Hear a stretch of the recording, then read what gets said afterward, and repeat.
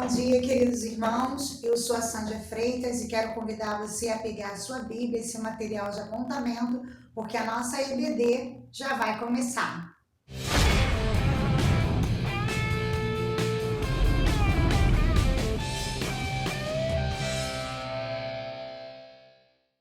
Bem, queridos irmãos, nós estamos estudando a revista Palavra e Vida da Convenção Batista Fluminense, escrita pelo pastor Romilton Lourenço, que tem como título os 10 Mandamentos para os Dias Atuais. Nós estamos na lição número 10, que tem como título Mentiras Piedosas, Falsos Testemunhos em Confronto com a Verdade. O nosso versículo básico é Êxodo 20:16, não dirás falso testemunho contra o teu próximo. Nós vamos pensar sobre esse tema nesta manhã, mas antes de entrarmos na lição propriamente dita, eu quero orar com você. Vamos orar?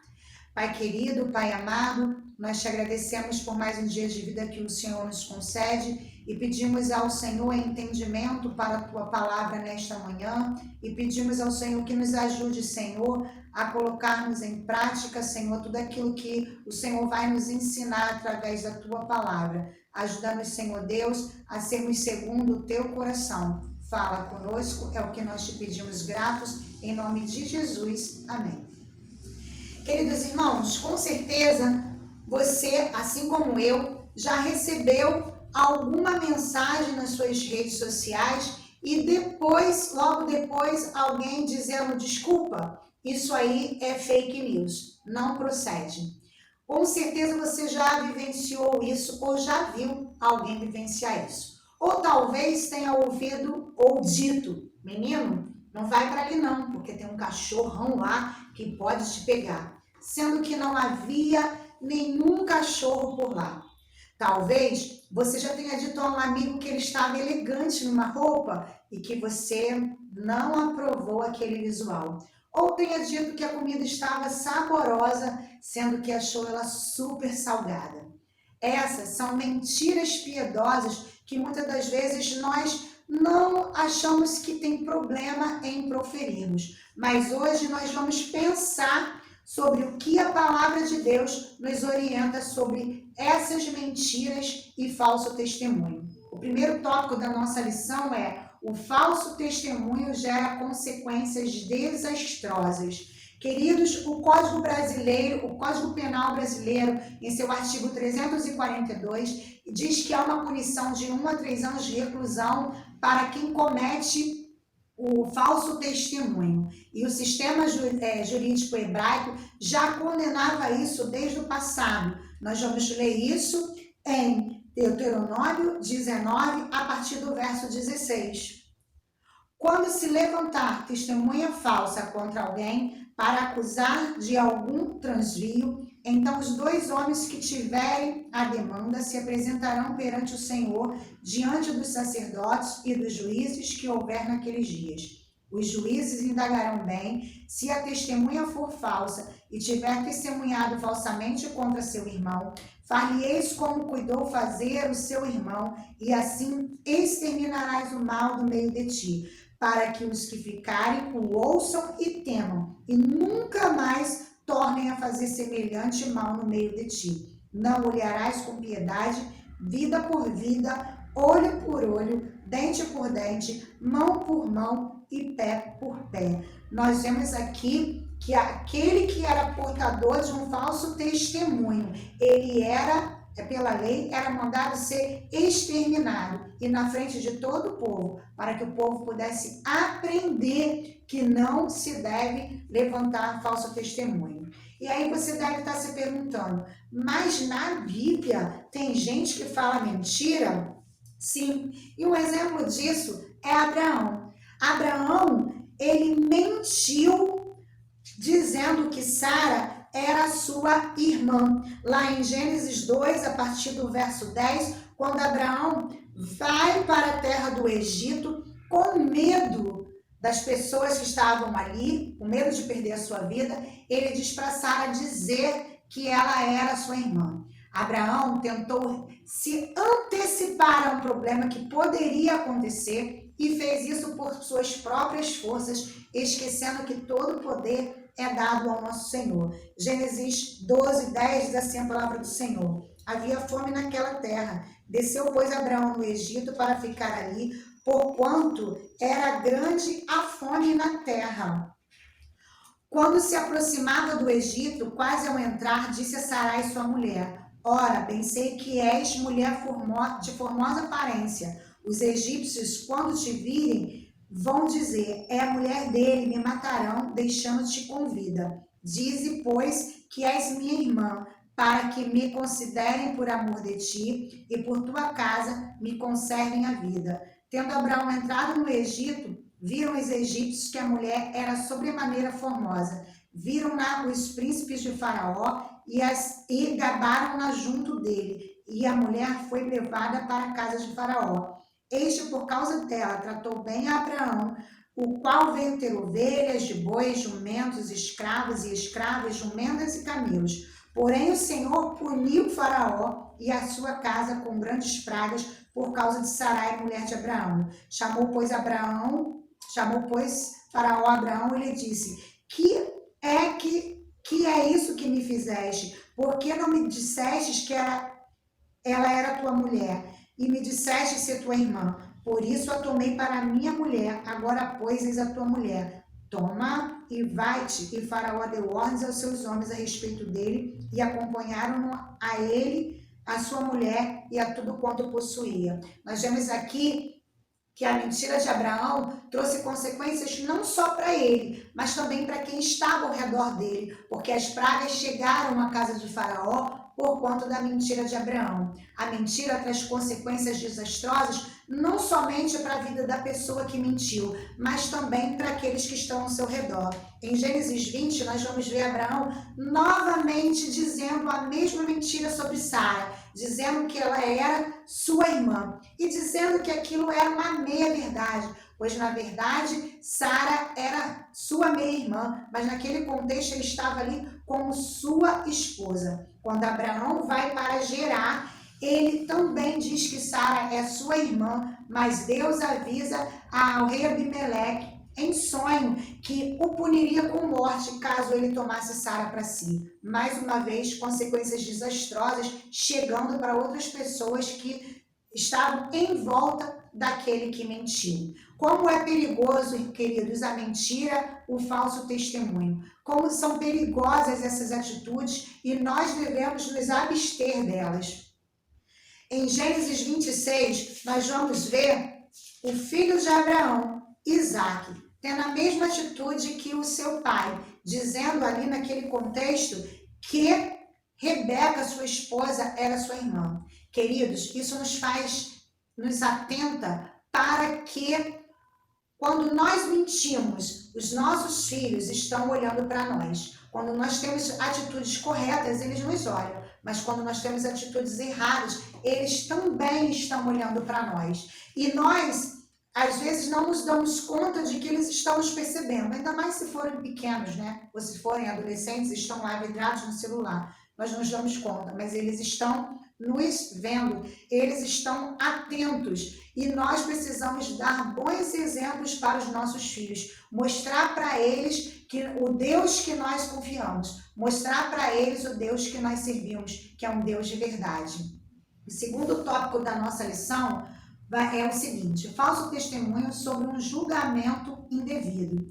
Nós vamos pensar agora nesse tópico sobre as parteiras lá no Egito. Nós vamos pensar sobre a atitude delas lá no Egito.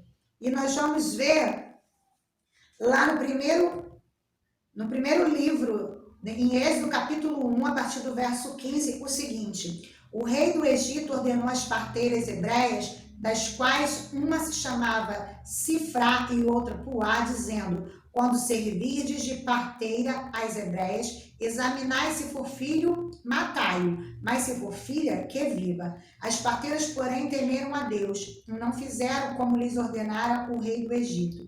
Antes deixaram viver os meninos. Então o rei do Egito chamou as parteiras e disse-lhe: por que fizeste isso e deixaste viver os meninos? Responderam as parteiras a Faraó: é que as mulheres hebreias não são como as egípcias, são vigorosas e antes que lhes chegue a parteira, já deram à luz aos filhos. E Deus fez bem as parteiras, e o povo aumentou e se tornou muito forte. E porque as parteiras temeram a Deus, ele lhes constituiu família. Então nós vemos aqui que Deus não reprovou a atitude das parteiras. O princípio aqui é que Deus, ele viu a preservação da vida. Não que ele concordasse com a atitude das parteiras, mas ele viu a preservação da vida. E o que nós vamos dizer de Raabe? Você conhece essa história, está lá em Josué, a partir do capítulo 2, a partir do versículo 1. O que nós vamos dizer de Raabe? Raabe, que escondeu os homens de Josué dentro de sua casa, e quando indagada se ela sabia para onde eles tinham ido, ela disse não conhecer o caminho que eles tomaram. Qual a intenção de Deus em não nos declarar se ela estava certa ou se ela estava errada? A verdade é que nós vamos saber disso só lá mais na frente, quando Raabe é incluída na genealogia de Jesus em Mateus capítulo 1, verso 5, e também quando encontramos ela na galeria dos heróis da fé em Hebreus 11:31.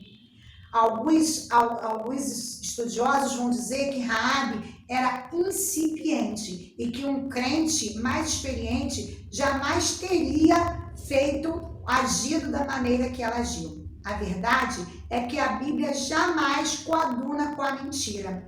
Paulo nos orienta e é enfático em nos dizer que nós devemos abandonar a mentira. Efésios 4:25 vai nos dizer assim: por isso, deixando a mentira, fale cada um a verdade com o seu próximo, porque somos membros uns dos outros. Paulo nos exorta a abandonar a mentira e a vivermos uma vida em que falemos a verdade. Aliás, a palavra do Senhor em Mateus 5:37 vai dizer que a palavra do discípulo de Jesus é sim, sim e não, não. E o que passa disso tem procedência maligna. Então, nós precisamos pautar o nosso viver nas palavras de verdade, nas palavras que são verdadeiras.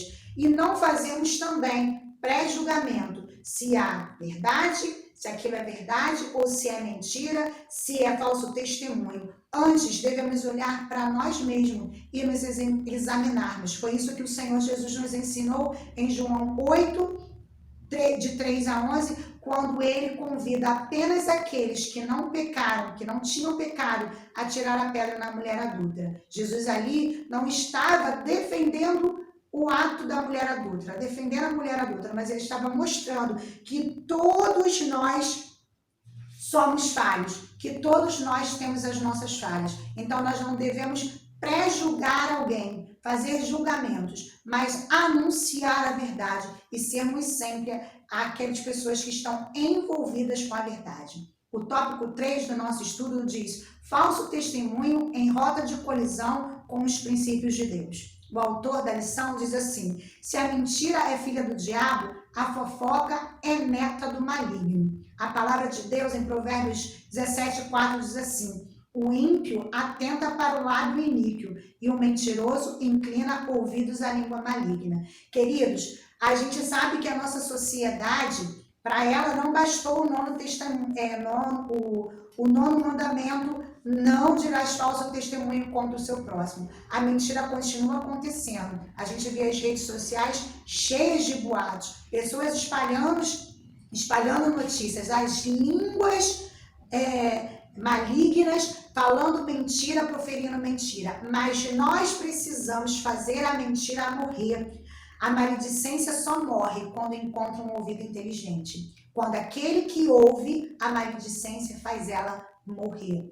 Não dá ouvidos a ela, não passa para frente, não vai adiante com aquele disse-me-disse, mas faz ela morrer. Não passa isso para frente, não fica dando ouvidos àqueles que estão mentindo. Provérbios 4:5 diz assim: a testemunha verdadeira não mente, mas a falsa se desboca em mentira.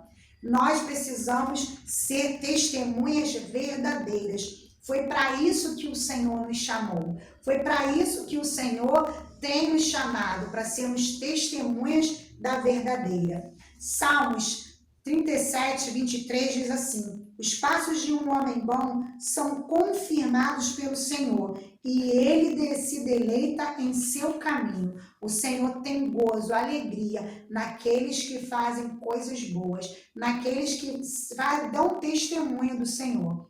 É possível que você, às vezes, tenha passado por alguém e nem nunca tenha falado nada com ela, mas alguém olhando somente para o seu testemunho tenha falado: ali vai um homem de Deus. Aquela mulher é uma mulher comprometida com Deus. Muitas das vezes, o nosso testemunho vai falar e vai falar alto. Às vezes, nós vamos precisar abrir a boca e testemunhar, mas as nossas atitudes também vão falar, né? Vão falar acerca de nós, vão nos mostrar que somos, vão mostrar às pessoas que nós somos do Senhor Jesus. Atos capítulo 1, versículo 8, vai nos falar para que o Senhor tem nos chamado. Atos 1, 8. Mas recebereis poder ao descer sobre vós o Espírito Santo, e sereis minhas testemunhas, tanto em Jerusalém, como em toda a Judéia e Samaria, e até os confins da terra. Queridos, o nosso Deus, ele mesmo declarou na pessoa de Jesus: eu sou o caminho, eu sou a verdade e a vida. O nosso Deus é a verdade, e ele nos chamou para sermos testemunhas. Testemunhas de quem, queridos? Dessa verdade. É para isso que o Senhor tem nos chamados, para anunciarmos a verdade, vivermos com a verdade.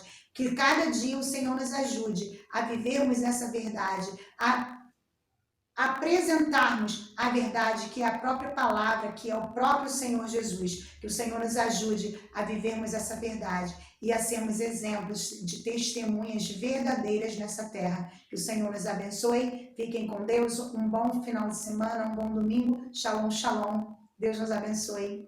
Tchau, tchau.